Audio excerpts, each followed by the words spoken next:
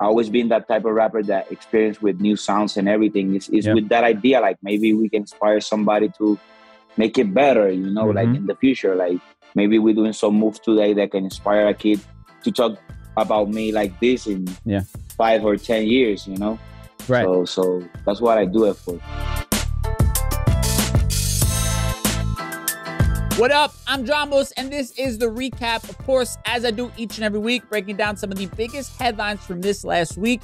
Helping me do so, my guest hopping on in just a little bit is an incredible artist and rapper out of Puerto Rico who goes by the name of Álvaro Díaz. He'll be hopping on in just a little bit. But before that, man, let's get into some of the BS from this last news cycle. Now, recently, President Joe Biden announced his pick for Supreme Court Justice, and he chose someone who many would regard as one of the most qualified selections in history. His pick, Ketanji Brown Jackson, has not only gotten multiple high-level endorsements from various police unions, but also from organizations that represent victims of assault.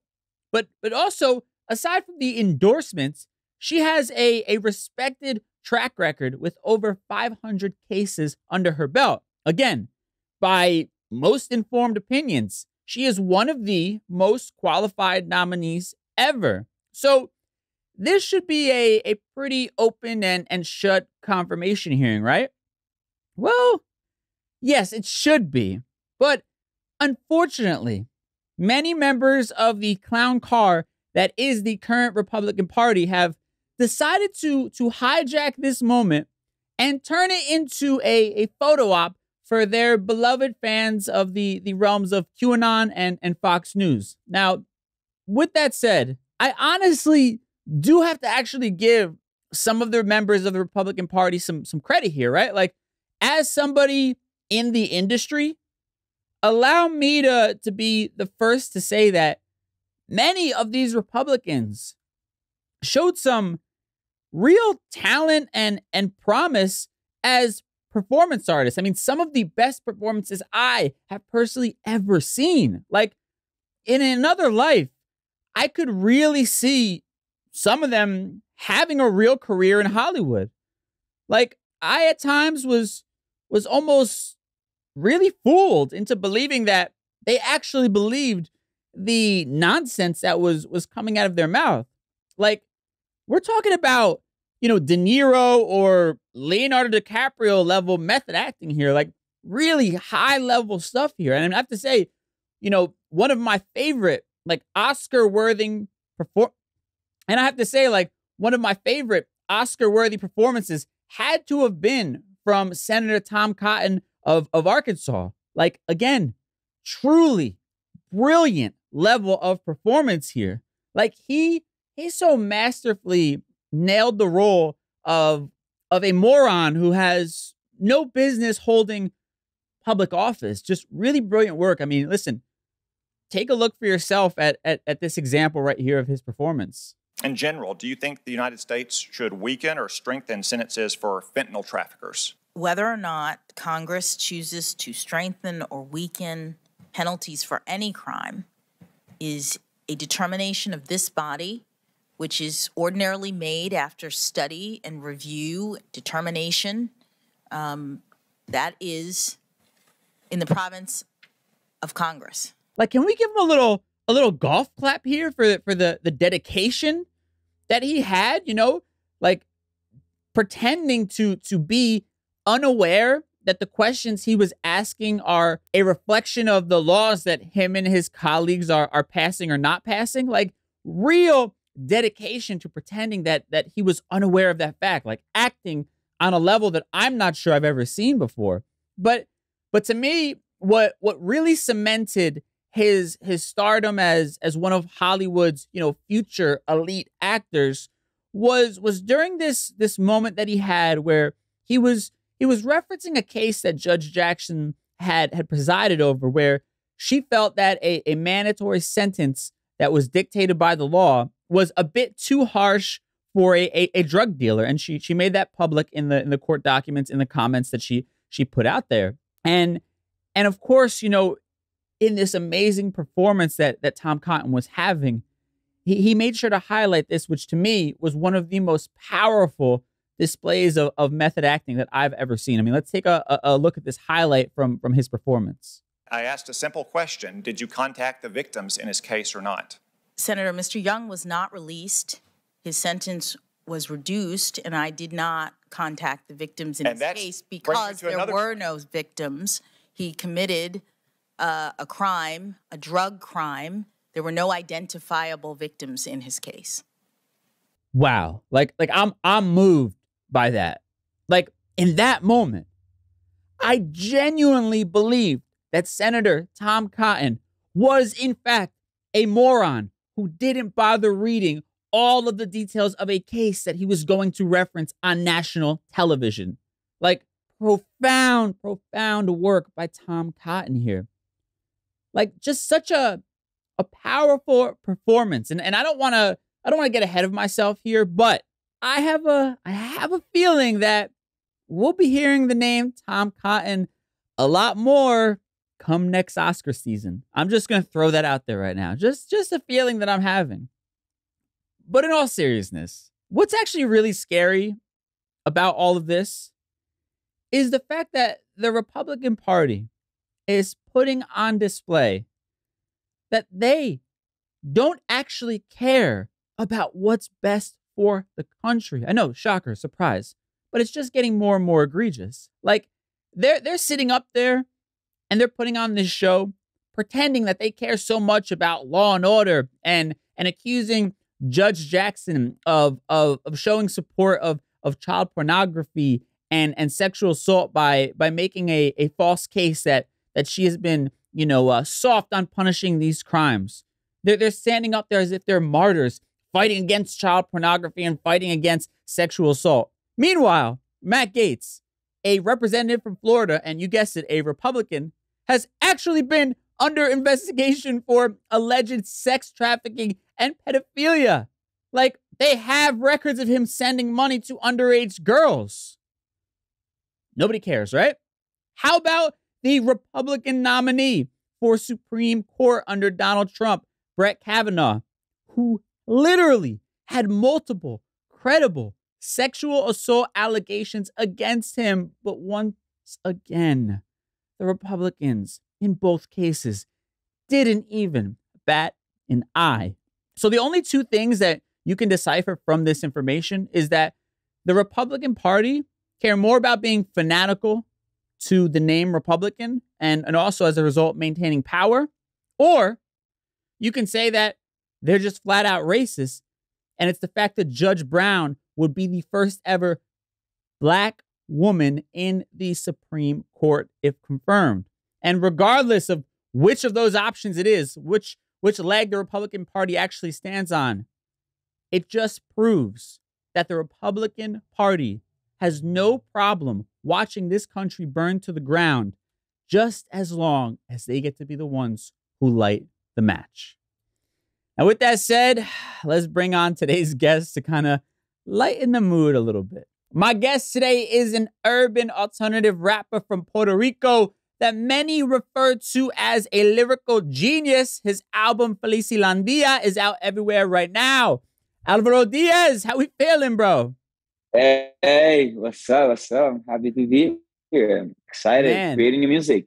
I love it. Well, I mean, listen, you have the album Felicilandia, which is just doing, incredible. Everybody's been talking about it. I want to get into a lot of it because I checked it out myself, and I really, first and foremost, congratulations on an amazing album, I have to say. So I want to talk about so many of those different songs on there. But first, as we do on the show, if it's cool with you, I want to get your take on a few current events. Let's do it. Okay, man. So let's keep it in the world of kind of music and pop culture, but more so in the world of hip hop, where you have Kanye constantly making the news, right? As he always seems to. There's been this whole ongoing thing with now his ex-wife, Kim Kardashian. I mean, Kanye has been very public with his relationships with the people that he's dating. For you as an artist, I mean, listen, you're somebody who's blown up right now. There's going to be a lot of interest in who you're dating if there's not already. how do you kind of feel about putting your personal life like that out there for the world to see and to judge? Well, I think it depends on, I think on the level I am, I try to keep it like maybe low key. You know, like kind of secret, but I think I can understand what on the Kanye level, like they gonna know it anyway. So why you just don't put it before people get money because of that info? Right. Yeah, I mean, I don't know. But how do you feel? Like, are you somebody, because I see your social media, you're active, but you're not like crazy posting every single day. This is where I'm at. This is what I'm doing. Right. So are you a little bit more of like a private kind of person? Definitely. I'm a super private person, low key type of person. Yeah. So I don't know how I will be in that type of situation, but Right. I don't, you know what, though?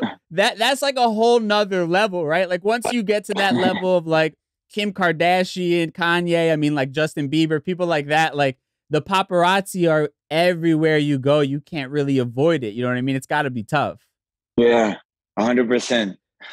I mean, so let's now take it to somebody who is also from Puerto Rico, another fellow artist, Residente, who has been making a lot of headlines as well.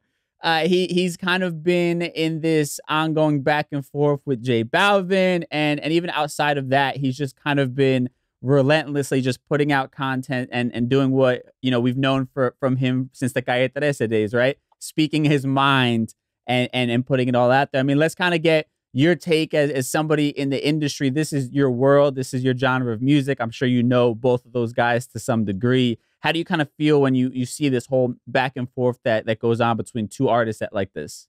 I mean, like, this track has been around like forever, you know, like tiradera, like that's part of the culture. Since I was little, like I remember like the best wars ever, and turning out to be fan of both of artists that got involved in the war. Right. But with this situation, I really think like something must have happened backstage, something that we don't know, because I think Residente is really coming for all, you know, like, yeah. And I don't think what we've seen on social media is enough for him to be like that mad, I guess, at someone, to go at him and knowing that Balvin probably is not gonna answer. Right. But I don't know. Maybe one day we can know what's really going on. Like, I don't know. I'm like kind of lost, like, what's really going on. But I mean, it's part of it, you know. It's on you. If you don't like, I prefer 100 times that you take it to the music, that you go personal against somebody, you know. So So if you can get that anger out in a track, it's better than that see him wearing than something bad happens. Right. Like that, no, you know? That's a great point. I also think that sometimes these kinds of things push people to make some of the best art. You know what I mean? Like if we think of, you know, some of like Drake versus Meek Mill, you know, like the records that came out from there, especially on Drake's side, or even we go back to like the origins of reggaeton, when you had like the DJs kind of feuding with one another, you know, and putting out these different mixtapes, it helped make the music that much better, right? Because they were all inspired to kind of one up each other. It's kind of real. Like I always remember like I once was talking with Resident, and he always told me. I always remember like he told me, Ruben Blades told him that always write when you anger. Like what you get when you feel anger or when you feel something, you're never gonna get that back when you don't feel like that anyway. So kind of see him mad writing this. So it's like I gotta have like that thing he told me on his mind. Like he probably, I know he must felt something, you know, like to go. He's not the rapper. He's gonna do something just to do it, you know. So that's what I think. Something backstage must happen or something. I don't know. Is it weird though for you as like an artist? 'Cause I mean, I'd imagine to a degree you're kind of caught in the middle, right? Because from Puerto Rico, you have somebody like Residente who's just this legend, right? You can't help but look up to him growing up. And then obviously Balvin, you know, has been that dude, you know, to a degree, at least taking it to the mainstream these last few years we've seen. Is it strange? Kind of like, do you feel like you have to pick sides, or you just kind of let them do their thing? No, I don't feel like in that one, I don't think like I have to pick sides, you know. It's like I just am a spectator, you know, like I respect them both, you know, and Residente knows it, like I've been a fan, like, you know, since I was little, you know, like some time ago the Rao and the Jaco happened. That was like harder for me because I do have like a relationship with both. So it's like, damn, you know, like you gotta be like in the middle. But I hope that ends up fine, you know, doesn't end up in nothing bad. Right. I love that. You got to kind of stay neutral and not choose a side, which I love, man. So let's talk about now on some positive stuff. I don't know if you saw this, but Karol G performed at a prison recently in Colombia, which looked incredible. I mean, the pictures that we've seen so far, like you could just see the joy that she brought to those people getting to perform there. I'm curious for you. Do you have any place, any type of event, any particular, you know, maybe somewhere in Puerto Rico that you would love to perform, that you'd love to be able to bring your music to, something like that? Well, I would love to perform in a jail too, you know, like and maybe for people that really needs it, you know, to have a little bit of motivation to keep going with life. You know, life is not easy. So, but that Karol G thing is really inspiring. Always makes me think of Julio Voltio in Puerto Rico. He did like a DVD, I remember, like an event in a jail, Oso Blanco, I think it was. And it was really legendary. So it kind of took me back there. So seeing it, it's like, I hope I can do, like it's good to perform for everybody, but it would be really cool to make an impact like that for some orphans or for some woman that's not having the best time of their life. Or people like that, you know, like if you can bring a little bit of joy, that's it, bro. I love that. Well, what about like even just in a regular concert space? Like, what is the one place? So like here in New York City, it's like Madison Square Garden, right? That's like every artist is like, one day I would love to play Madison Square Garden. For anybody from Puerto Rico, what is like the venue that you guys all see? Like one day I would love to have a sold out concert at this place. Damn, I guess the Choliseo. The Choliseo is like the place to be.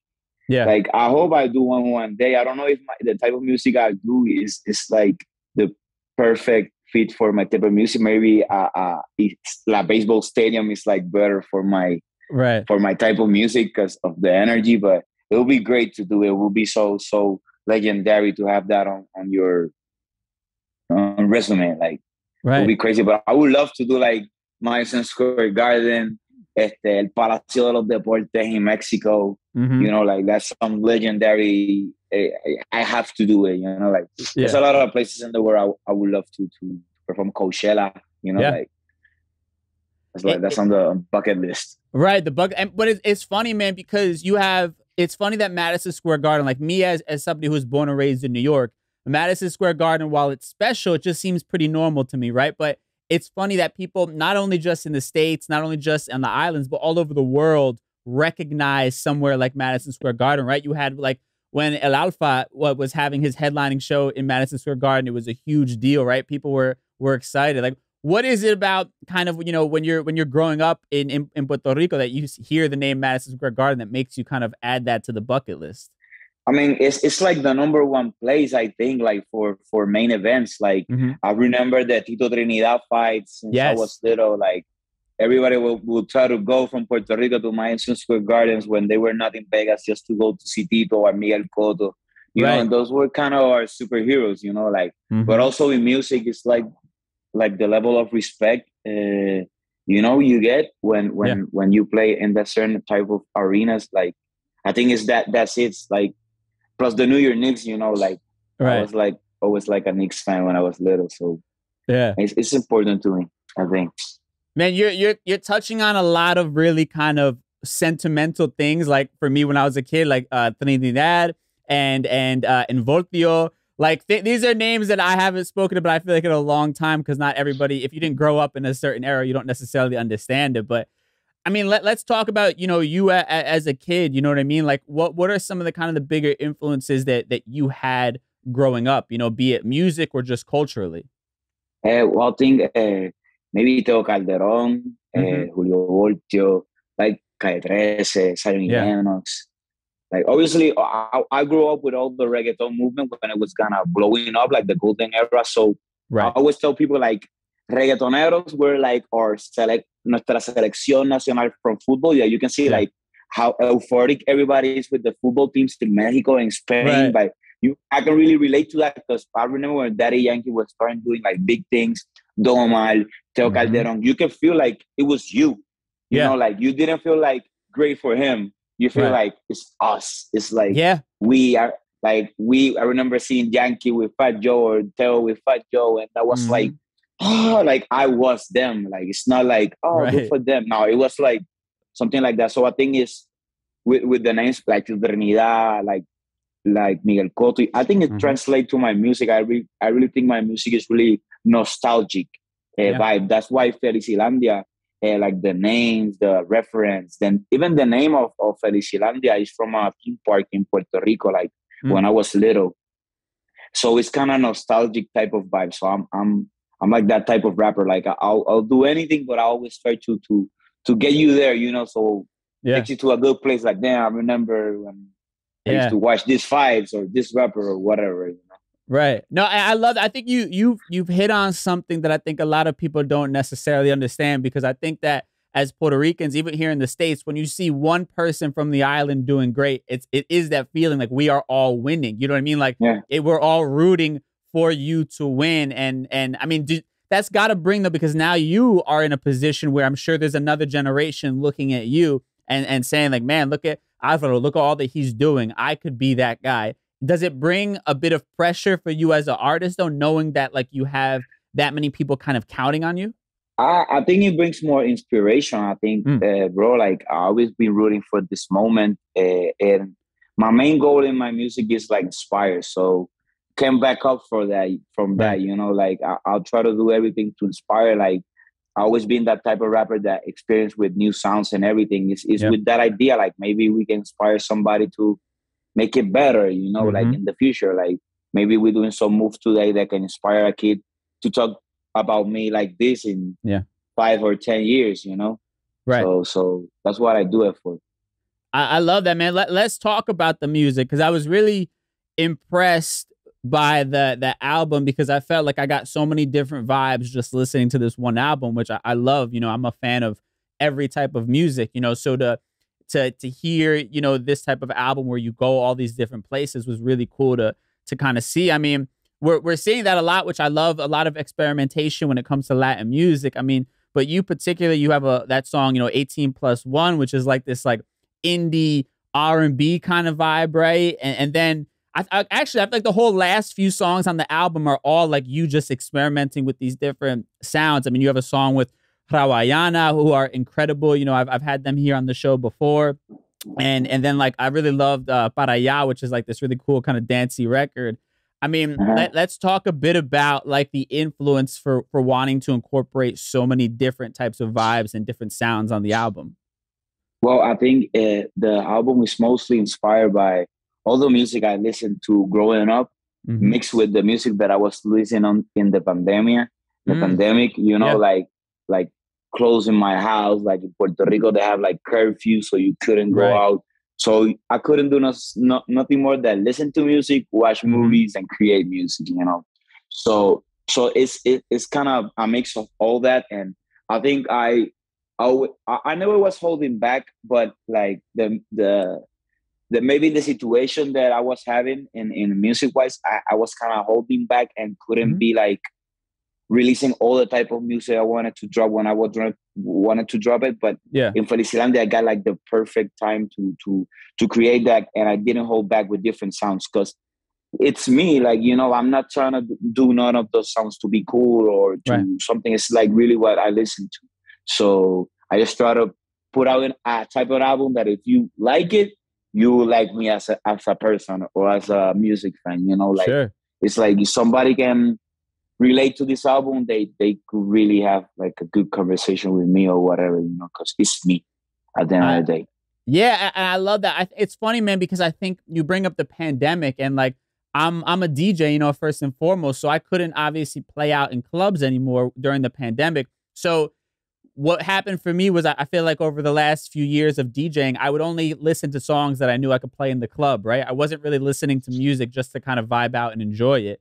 So now with not being able to play out in the clubs, I found myself experimenting a little bit more with the songs that I would listen to. And it's funny, you know, it's funny that you're putting out this album, and it's like almost like the pandemic gave you that freedom to finally like explore and not have to worry about putting out like a club banger or a song that's gonna, you know, go on the radio or something like that. Definitely. And I think it worked out good for a couple of artists like are in my same vibe. Like we do what we want to do, not what maybe we should do, and that's maybe a problem. But but it kind of work out for the fans too and the listeners. I think most of people were in that situation, like you saying too. Like most of people be like, okay, I don't have to listen to the top 40 no more. Let's see what else. Let's connect, and maybe that type of music, like sad music or live bars type music, connect more because everybody got on their feelings type of way, like in the pandemic, you know, because you got to do a lot of thinking, you know, like no, that's 100% true. Last thing I wanna ask you, I mean, staying on the topic of music, let's talk about Tiny, who you're signed to. And when we talk about these legends, it's like Tiny is a part of this new generation, but somehow has like gotten this legendary status, right? Because of all the incredible work he's done. I mean, obviously, I feel like Bad Bunny is like that as well. He's still a newer artist, but has quickly become like this legendary status in Latin music, right? I mean, talk to me about how you first met Tiny and started kind of working together and then eventually signing with him, you know, to put out your records on his label. Bro, so long story short, I am really good friends with Tunes of Looney Tunes, the legendary producers. So they were the ones that discovered Tiny, right? At the beginning, like they start doing this Mass Flow, Los Benjamins album. Tiny was signed to Looney Tunes. So when I was like maybe 10 years ago, 12 years ago, I met Tiny.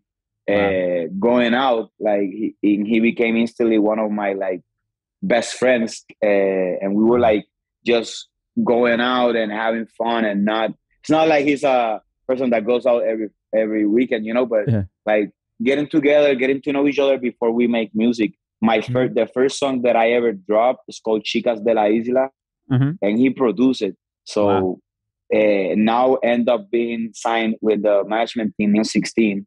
It's like a full circle, you know, because it's somebody that believed in me before anything of this happened. Before anybody really believed in me, just my family and friends, because he really did like the first beat ever. So he didn't know how people were going to react. And so it feels like a full circle, you know. Now working with him is easy because he's like my bro, you know, like I don't have to like try to get sessions or nothing. It's like whenever I want to talk to him, I just call him. Whenever I want to present a project to him to work on it, or maybe I have an idea he can help me with. Everything I'll ask, he'll help me in the same way, you know. Like he did an album with Yandel, and he kind of told me like it would be cool if I wrote one of the songs, and it ended up being one of the singles, like the Deja Vu one. I wrote that one with one of my bros. It's like we collaborating like even to this day, you know. And in Felicilandia, he has like 2 tracks, and I hope in the new one he got a couple, because you know he's busy. He's your friend. Right? It's not like he's got a lot going on. He doesn't stop. It's like you can be with him in the studio, but he gotta finish 7 songs, you know. Like so, it's not like it's easy for him, but it's cool. Right, but it's cool to see, because it's like, I think the beauty of a place like Puerto Rico, you have all these people who are international artists, but they're all coming from this very small island, right? This like really small, tight-knit scene. So it's really dope to kind of just see the collaborations come together, wherein like, you know, hip hop is super spread out. So it's harder to get those big names together. But I feel like for you guys, especially the ones from the island, like you guys all are intertwining on each other's records while you're having massive success on your own and then together. It's a beautiful thing to see. No, it's great to see for us. I think like we really can understand it, how from a tiny island, you know, so many great artists came out. I compare it maybe to, I always talk to my brothers, it's like maybe I compare it to Santo Domingo with baseball or Brazil to soccer. I think you see so many people around you make it. You don't have like another choice just to try to make it, you know, like it makes you like go after it. Maybe from other places, which I don't know. Maybe you can feel a little bit like, damn, nobody from here. But I think it has a lot of to do with that, you know, from your environment. Like when I was little, in every school there was like a rapper, a couple of rappers, like in every school, like and I knew them. Like I know this one's from here. Like I know Lenny was from here, Tiny was from here. Like you kind of like know everybody. Like there's more of the rappers. I know them like from back in the day. Like crazy. Yeah, no, I love that. It's a beautiful thing, man. So listen, before we get out of here, I know you've been talking about, you know, new music. You've been kind of teasing you're working on that stuff. So what can we kind of expect now, maybe for the rest of the year or moving forward from you? Well, I'm really excited working on this new album. Like it's called Sayonara. And it's not a continuation from Felicilandia, but it has something to do with it. So I think it's going to be really fun. To get like this new sounds, because I'm like that type of artist. Like, oh, you like this sound? I'm gonna bring you another one. It's not like I'm gonna stay on the same, because I think that's what makes like a Kanye, for example, that we were talking about. Kanye makes him interesting. Like you don't know how the next album is gonna sound. You kind of don't know. You kind of expect, and you know it's gonna have some type of vibe, but he always like switch it. And I think that's what makes him have 42 years old and still be relevant, still be people interesting. It's like JC, like even though he doesn't change it as much as drastic as Kanye, you can always feel how bringing something you know, different to the table. So that's what I'm inspired from, and I hope to keep doing it to as long as I last in this music industry. You know, like bringing new sounds and experimenting with new things. I love that, bro. Well, listen, man, I appreciate you coming on the show. It's been a pleasure getting to meet you. I love the music, man. Keep doing what you're doing, and I'm sure we'll hopefully cross paths again at some point soon. Thank you, my bro. Absolutely. See you soon. Man, big shout out to my guest this week, Álvaro Díaz. His album, Felicilandia, is out everywhere right now. And before we get out of here, let's end things on a positive note in the form of a positive quote. Man, so this week's quote comes to us from a legend, the late, great Ruth Bader Ginsburg, who, of course, is a former Supreme Court justice. It only felt appropriate given some of the context of today's show. And this quote is, "Whatever you choose to do, leave tracks. That means don't do it just for yourself. You will want to leave the world a little better for your having lived." And I love that. I'm big on throwing the ladder back down. That's what somebody told me. When you climb up there, make sure you throw the ladder back down for the next person. The whole idea that we want to leave this world just a little bit better than when we found it, to me, that gives us this purpose, this fulfillment in life, to know that we have a goal with this time that we're spending here on this earth.